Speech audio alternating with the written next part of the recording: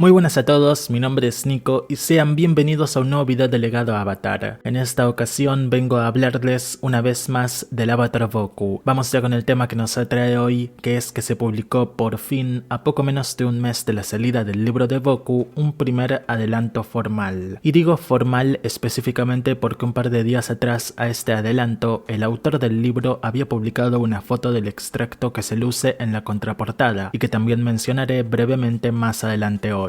También les hablaré luego del extracto que tuvimos hace también solo unos días de la versión del audiolibro. Allí tenemos una escena con Sozin que también vale la pena mencionar. Pero ya, finalmente llegó, un primer adelanto del próximo libro del universo Avatar y que nos presenta cambios, algunos ligeros y otros bastante drásticos, en la personalidad y el entrenamiento de Boku como Avatar. No voy a leerles tal cual el adelanto, pero sí voy a ir comentándolo. De todas formas, pueden leerlo más tranquilamente en cualquiera de los dos links que les dejaré en la descripción. Dicho y aclarado todo lo necesario, podemos comenzar.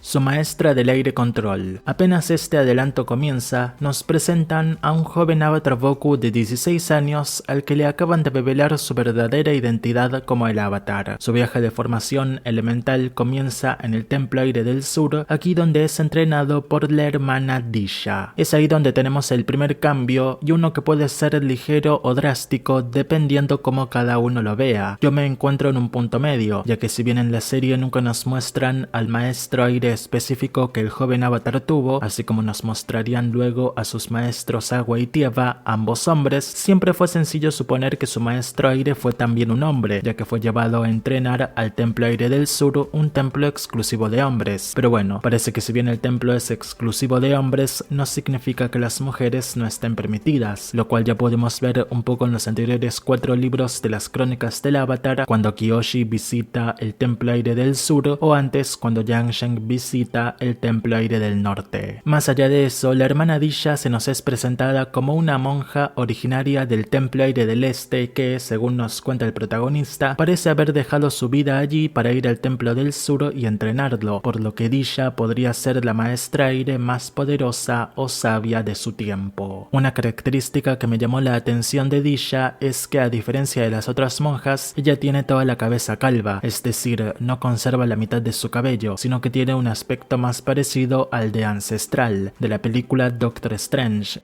Entrenamiento de aire control. En este primer adelanto, tanto Boku como Disha forman parte de un grupo de nómadas aire que han viajado a un pueblo portuario del Reino Tierra para ayudarlos a recuperarse tras sufrir de un poderoso tifón. En esta época, como ya lo supimos gracias al libro de jugadas de Avatar Leyendas, el juego Roleplay, los servicios humanitarios prestados por los nómadas aire en asuntos de este tipo fueron algo muy común, y más adelante los nómadas aire se volverían los aliados diplomáticos más confiables para el Avatar de Fuego, así que este libro nos promete mostrarnos cómo todo eso se originó. Luego de hablar un poco de la lamentable realidad de aquel pueblo y de cómo posiblemente no sobreviva para la próxima generación, dado que los más jóvenes se van en búsqueda de mejores oportunidades en ciudades como Gaoling u Omashu, el joven Avatar le cuestiona a su maestra por qué no han comenzado aún sus lecciones de aire control, a lo que Disha le contesta con la frase: para volar primero hay que aprender a soltar el suelo. Obviamente se menciona volar bajo un muy estricto sentido metafórico, no piensen que se está haciendo referencia a la levitación que conocimos con Sagira, o quizás sí, pero bueno, un Avatar difícilmente alcanzaría dicha habilidad, ya que, y como lo muestra Boku a continuación, ¿cómo se supone que aprenderá a soltar el suelo, es decir, el mundo y sus necesidades, si debe estar preocupado de lo que le pasa y tratar todo el tiempo de ayudar? En esta parte sucede algo curioso y es algo que ya nos había adelantado la sinopsis del libro. Cuando Disha le comenta al joven Avatar que sus lecciones ya comenzaron, Boku se burla pues todo lo que ha hecho hasta ahora ha sido limpiar, cocinar y ayudar a la gente. Disha le cuestiona si considera que esas habilidades son insignificantes, con Boku diciendo que no, pero que no está ahí para entrenar para ser un sirviente, algo que decepciona mucho a Disha. Esto es interesante porque nos plantean por primera vez a un Boku mimado, que, como bien sabemos, creció en la nobleza privilegiada de la Nación del Fuego. Más adelante, de hecho, recuerda con nostalgia las tardes en las que tras sus entrenamientos con Sozin iban a pasar todo el día en el spa, por lo que encontré muy interesante que se explore este obvio choque de realidades que el joven Avatar sufrirá y al cual se deberá acostumbrar.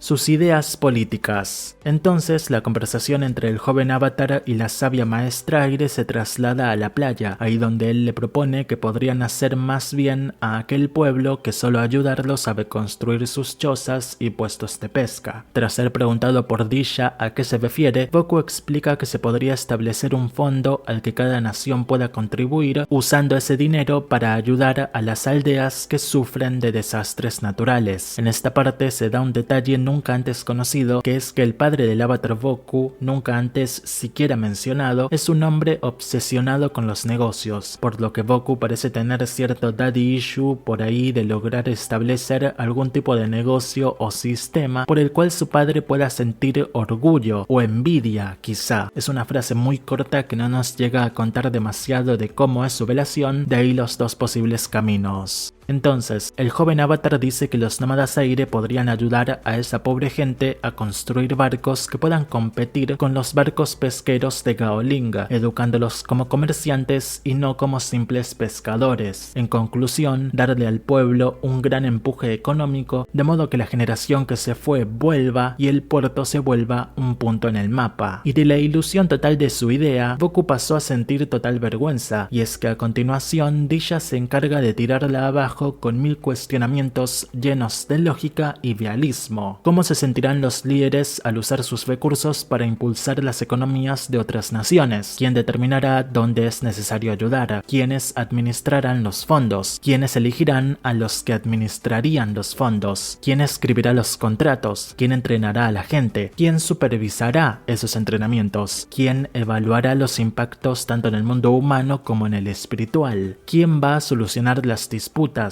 ¿Quién se ocupará de los que desvíen fondos? Y tras dejarle todas esas preguntas al joven Avatar, Disha lo lapidó con la frase: es por eso que no estás listo para el aire control, todavía no has aprendido a despegarte del suelo, a lo que Boku respondería inmediatamente a qué se refiere, y Disha le diría que ya no puede pensar como alguien de la nación del fuego, pues es el Avatar y por lo tanto debe ser un espíritu sin nación. Por último, le diría que no se culpe tanto a sí mismo, ya que la historia les ha enseñado que este dilema afecta particularmente a los avatares de fuego, mencionándose entonces el caso de Seto, el avatar de fuego anterior a él, que fue incluso gran consejero de su señor del fuego y mientras cuidaba de su país natal, descuidó mucho a las demás naciones. Para Boku, sin embargo, aquella leyenda que había estudiado él mismo a su llegada al Templo Aire del Sur le parecía faltante de veracidad. De momento no sabemos si porque el propio Boku no cree que Seto haya sido capaz de algo así, o porque en realidad el propio Seto está influyendo en sus pensamientos y transmitiéndole su experiencia y el cómo eso no fue así. Deberemos esperar para ver si Boku habla con sus vidas pasadas, en especial Seto. De momento no se ha tocado para nada su aspecto espiritual. El adelanto de este primer capítulo pasa a terminar con la hermana Disha sumergiéndose en las aguas para jugar con un grupo de niños de la aldea y del Templo Aire en su intensa lucha contra un grupo de patitos tortuga. Antes, Disha le había dicho a Boku que podría ser un buen avatar si se metía a nadar, pero al contrario de ello, el joven avatar se quedó en la orilla, viendo y envidiando la forma en la que se movían en el agua como si no tuvieran ninguna preocupación en el mundo, como si fueran libres. Y eso nos vuelve a hablar de lo mismo de antes, de cómo se supone que el avatar aprenda a ser libre cuando en verdad nunca lo será realmente.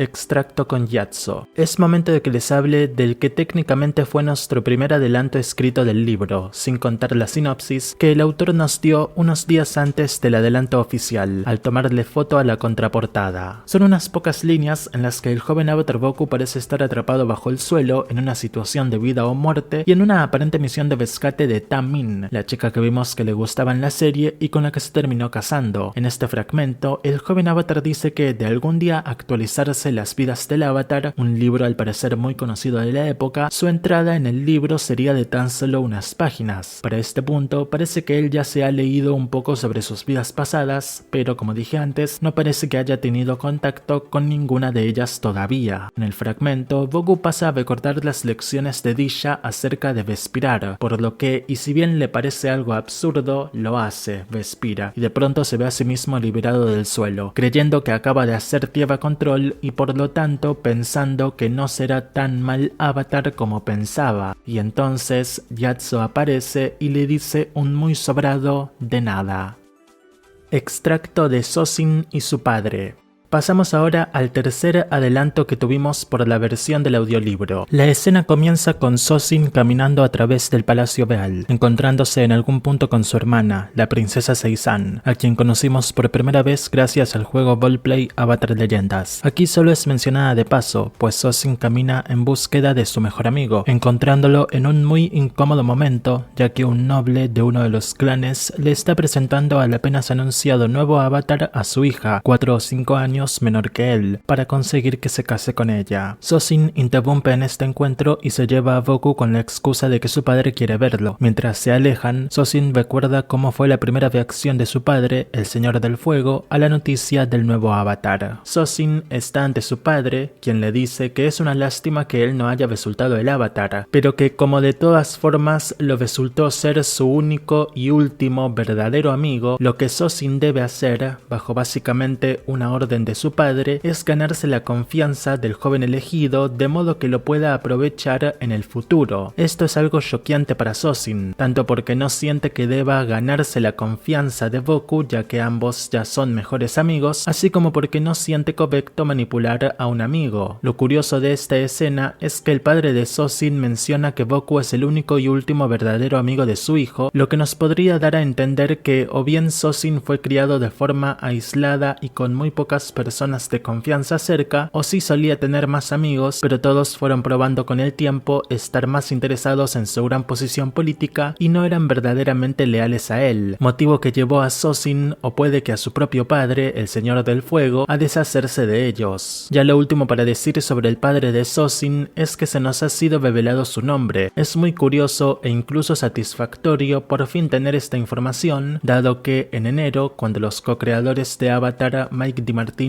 y Brian Konietzko estuvieron en el podcast oficial de la franquicia y se les preguntó si podían decir cuál era el nombre del padre de Sozin e incluso de su abuelo, dado que sabemos cómo lucen desde que vimos sus retratos oficiales en la propia serie animada. Ellos dijeron que no lo sabían o que si lo sabían no lo recordaban. Así que ya sea que el nombre del padre de Sozin haya sido una vieja idea recuperada o una invención original del autor de este nuevo libro, ya está, ya lo tenemos con nosotros. Es el Señor del Fuego Taizo. Un problema que se resolverá tan pronto salga el libro, aunque sería mejor si se resolviera antes, es que como el nombre nos llegó mediante el adelanto del audiolibro, no sabemos aún cómo se escribe exactamente. Lo primero que se entiende es Taizo, escrito T-A-I-S-O, y que es un nombre que existe, pero dado que todos los señores del fuego desde Soryu llevan la Z en alguna parte del nombre, podría ser con Z. Otra opción es Taisho, con una H silenciosa entre la S y la O entre la Z y la O, y que haría referencia al emperador japonés Taisho Tenno, que gobernó sobre Japón entre los años 1912 y 1926. Sea como sea que termine siendo, sin dudas algún tipo de influencia conectada a todo eso hay, lo cual es genial.